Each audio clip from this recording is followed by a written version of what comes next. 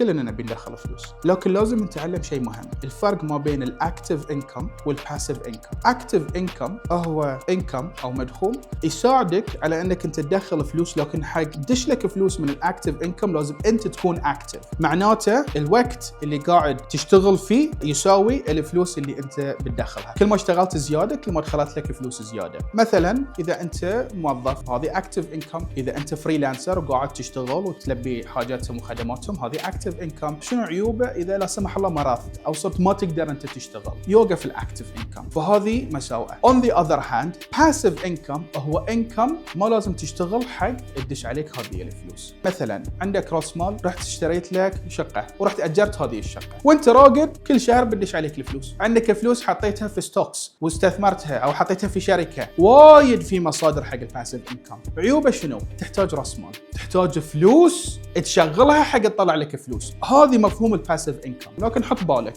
في الاكتيف انكم والباسيف انكم الشيء اللي ما حد بيقول لك اياه ان اثنيناتهم فيهم شغل. الباسيف انكم كذلك في شغل، بتحتاج متابعات، لكن في طرق to automate this entire process. بالتوفيق.